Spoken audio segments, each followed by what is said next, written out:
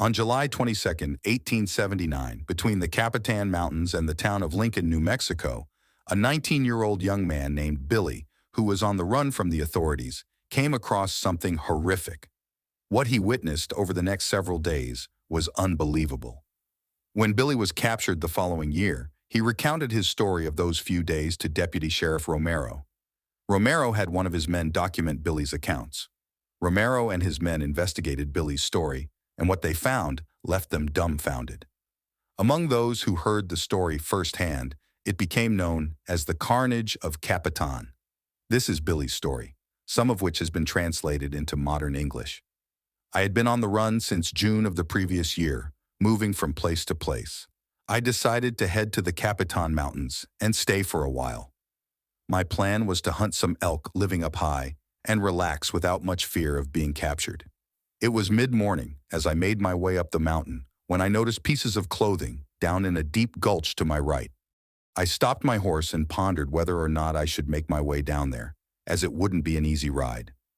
However, the more I looked, the more items I saw. I was hungry and didn't have much with me, so I decided to go down there to see if there was anything worth taking, possibly some food. I was also thirsty and needed to fill my canteen, and there was likely a stream down there.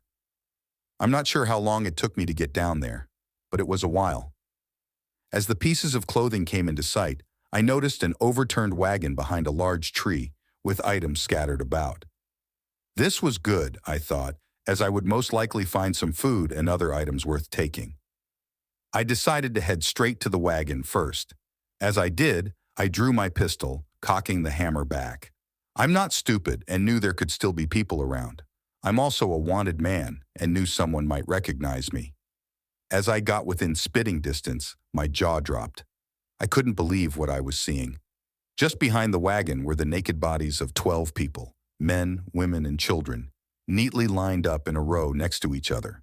What was odd were the several circular holes in their bodies, the size of glass jars.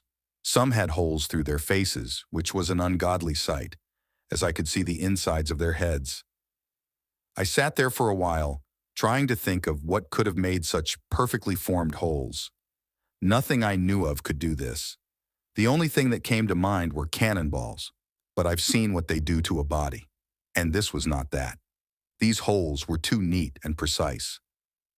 I finally got off my horse and decided to take a closer look. I wasn't scared up to that point until I started sliding my leg over the saddle and my feet touched the ground. Sitting high on a horse gives you confidence and a better view of what's around you. I looked all around me to make sure no one else was around that might do me harm before walking over to the bodies. As I walked up to within touching distance of the closest body, the ungodly smell of decaying flesh hit me, and I started to gag. As I turned to look back at the bodies, I began vomiting. The corpses were starting to rot, and their wounds were crawling with maggots. They had been here for at least a few days, if not longer. Covering my nose and mouth with my handkerchief, I knelt down to take a closer look, trying to determine the cause of their deaths. The circular wounds were too perfect to have been made by cannonballs, or even by someone with a knife. I was baffled and scared as I stood up. Suddenly, the hairs on the back of my neck stood up. I had an uneasy feeling that I was being watched. Raising my pistol, I turned around to see if someone was behind me. As I did, I swear I saw something swiftly move back into the trees up the hill behind me. It wasn't any animal I had ever seen, but I couldn't explain what it was. My pistol hand clenched in fear, and I fired a round in the direction of the movement. The sound of the shot startled me, as I wasn't prepared for it. I then yelled, "Who's there? Show yourself! Don't make me come up there!" I stood there trembling in fear, trying to act brave when, in fact, I was as scared as a newborn chick. I knew I needed to investigate the movement to be sure, but I also knew a thing or two about self-preservation. Whatever it was might be the same thing that killed those folks. I stood there, pistol in hand, staring up at the hill for the longest time, waiting to see if it would show itself. Just when my legs were about to buckle, I decided I needed to inspect the wagon for any essentials that might be useful to me, and then get the hell out of there. Slowly backing up to the overturned wagon, I peered inside. keeping my pistol ready and glancing behind me. There was a good amount of dried food and supplies in the wagon, so I quickly grabbed and loaded what I could into my saddlebags, all while being cautious of my surroundings. I then mounted my horse and rode down to the bottom of the gulch to get some water. When I reached the stream, I was taken aback. The bed of rocks by the stream was covered in what appeared to be blood, with a pool of blood still fresh on one of the larger rocks. My head was immediately on a swivel. The area was thick with bushes and trees, and if something decided to come at me, I wouldn't have much time to react. The thought of just getting out of there crossed my mind, but I badly needed water as it had been a day or two since I last had any, and it would be a while before I came across it again. As I stepped down off my horse, I heard a soft voice behind me say, "Mister, help me." Without thinking, I quickly drew my pistol and turned towards the direction of the voice. My pistol hand was trembling something awful as I stood there, looking towards where I thought the voice came from. The tall, thick bushes in front of me were moving, like something was coming at me. I cocked the hammer back and readied myself for anything to happen. Whatever it was stopped right at the edge of the bushes before revealing itself. I then called out, "Who are you? Show yourself." After standing there for a few minutes with nothing happening, suddenly and without warning, the unknown entity turned around and ran back the way it had come. It frightened me, and I almost fired another shot, but I managed to stop myself just in time. I'd seen some strange things before, but nothing like this. I started pondering what it could be. If it was a person, why would they run from me? Could it be an animal? But animals don't talk. I considered following it through the bushes but decided against it because the brush was too thick. At that point, I just wanted to get water and leave as quickly as possible. I didn't want to end up like the bodies I'd found earlier. I holstered my pistol, grabbed my canteen, and quickly filled it up, all the while keeping a watchful eye on my surroundings. I knew a predator's prime time to attack is at a watering hole when its prey is distracted. I mounted my horse and decided to head back up the hill where I had originally been headed. It was more open up there, which meant it would be harder for something to sneak up on me without me seeing it first. Nothing eventful happened the rest of the day, and after riding for several hours and putting some distance between me and the gulch, I decided to settle down for the night. I picked a spot at the base of some cliffs so nothing could sneak up behind me. Though I was always hesitant to make a fire while on the run, I was starving and needed to eat, which meant I'd have to cook. I built a small fire, just big enough to cook some of the dried goods I had taken from the wagon. After dinner, I realized how exhausted I was and quickly fell asleep. I vividly remember the dream I was having. I was back in the gulch, lying on the blood-covered rocks with my horse standing over me. She put her nose to my face, and I could feel her hot, humid breath.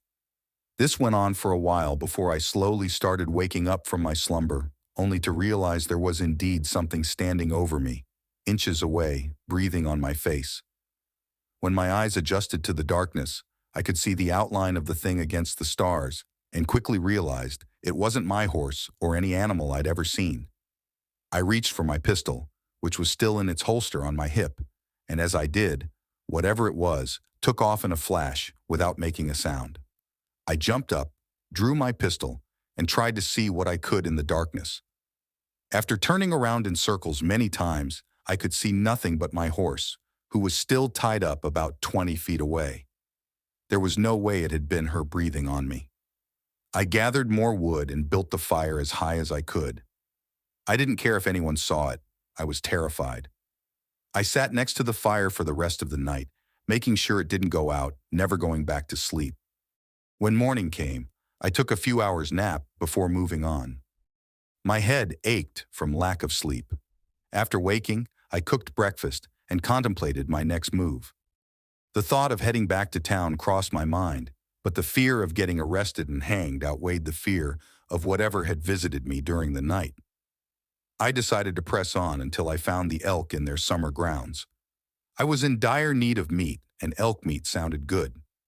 I knew I still had half a day's ride before reaching their summer grounds, and hoped that was far enough away that the thing wouldn't follow me.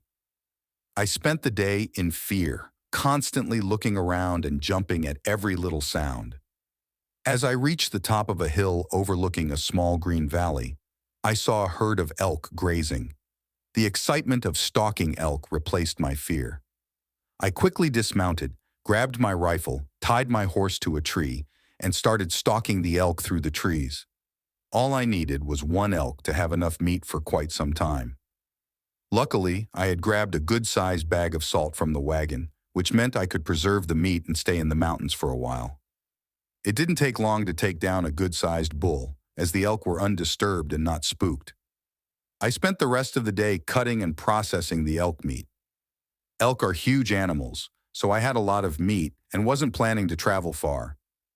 I made camp close to where I had killed the elk and planned to stay there for some time. I'd almost forgotten the events of the previous days, which was a good thing. Nothing happened that night, and I slept better than I had since escaping from jail. When I woke up, my first thought was that I needed water. I knew there was a river just over the hill, so the first thing I did was go fetch some. As I made my way back to camp after getting water, I couldn't shake the feeling that something was watching me. I slowly and cautiously approached, keeping an eye on my horse, who was tied to a tree.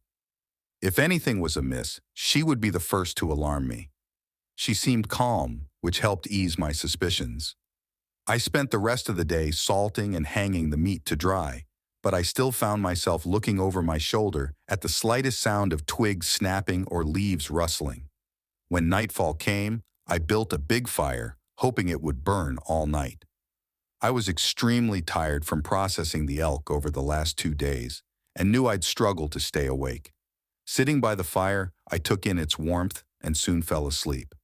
The next thing I remember is hearing a soft voice behind me say, "Mister, help me."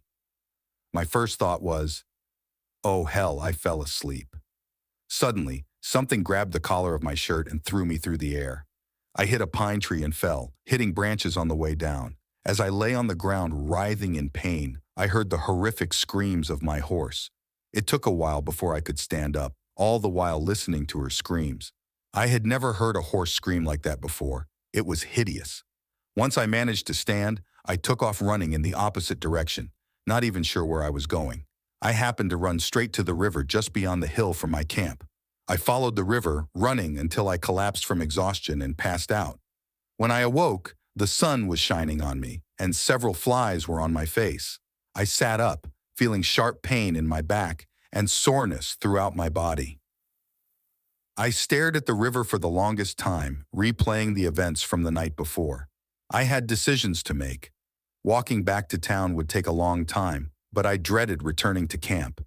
Judging by my horse's screams, I doubted she was still alive. Curiosity got the best of me, and I decided to go back to camp. Following the river back down gave me time to think in case I changed my mind. When I reached the spot where I needed to leave the river and head straight to camp, I took a deep breath and said aloud, "All right, Billy, don't be yellow." I started walking towards my camp. As I climbed the hill that overlooked my camp, I scanned the area. I could make out bits and pieces but couldn't clearly see everything. Fear gripped me as I continued walking towards it.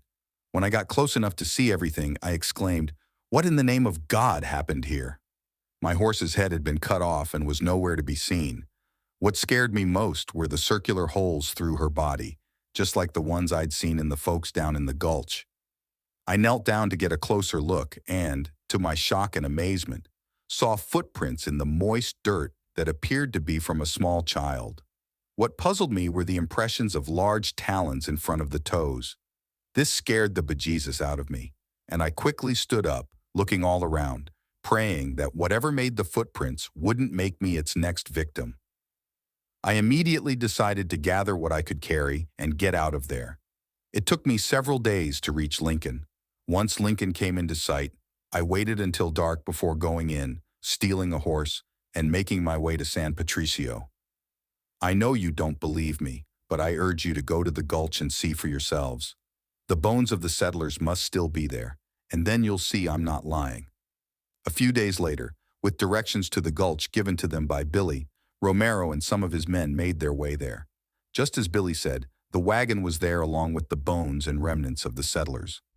Romero and his men verified that the bones had perfectly cut circular holes through their rib cages, sternums, and skulls. They buried what was left, but a few bones and one skull were brought back to Lincoln and passed down through Sheriff Vero's family.